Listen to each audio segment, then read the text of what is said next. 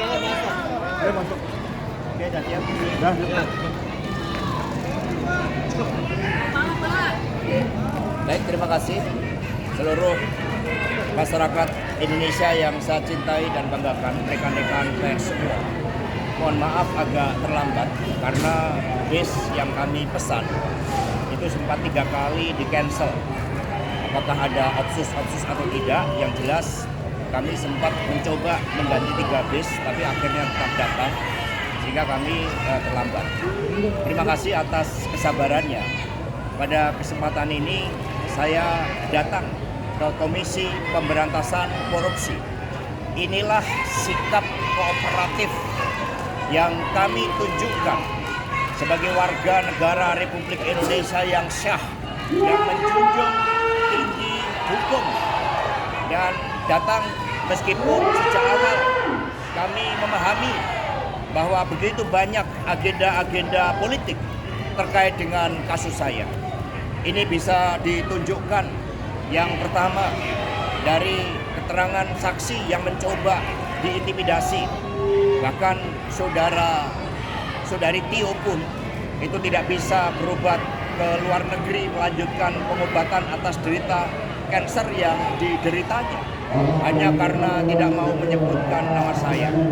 Yang kedua, bahwa bukti-bukti yang disampaikan di dalam pra-peradilan ternyata diperoleh juga dengan cara-cara yang tidak sah, dengan cara-cara melanggar etika, dengan cara-cara yang melakukan perbuatan melawan hukum, sebagaimana terjadi dengan saudara Kusnadi ketika dia datang mendampingi saya.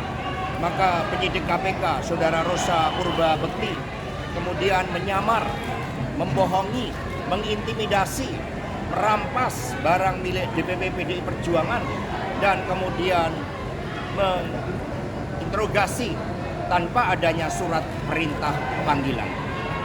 Sehingga ini merupakan suatu pelanggaran yang sangat serius terhadap hukum. Yang ketiga, terjadinya pelanggaran terhadap hak asasi manusia. Dan kemudian yang keempat, bagaimana proses pra-peradilan yang terbuka bagi masyarakat umum, ternyata bukti-bukti yang disampaikan atas suatu perkara yang sebenarnya sudah inkrah dan tidak bisa diproses kembali.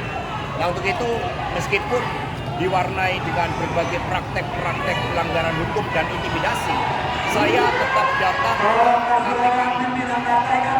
Perlu rekan-rekan pers ketahui, selama 6 bulan terakhir banyak jurnalis asing dan juga duta besar yang bertemu dengan saya. Mereka mempertanyakan tentang kegelapan demokrasi di Indonesia ini. Mereka begitu prihatin dengan kegelapan demokrasi ini hanya karena ambisi kekuasaan. Bapak, Ibu, dan saudara-saudara sekalian, kalau suatu negara berdiri tanpa suatu hukum yang kokoh, yang berkeadilan, maka dampaknya sangat luas. Tidak hanya kehidupan sosial, politik masyarakat, tetapi juga iklim investasi. Tidak akan ada investasi yang masuk ketika tidak ada hukum yang memberikan kepastian di dalam seluruh tata pemerintahan negara kita. Karena itulah kami mohon doanya, kami datang dengan niat baik, dan untuk itu mohon bersabar. Kami akan ikuti seluruh proses dengan memberikan keterangan yang sebaik-baiknya. Terima kasih. Masa kalau ditahan hari ini siapa? Yang sudah siap lahir batin.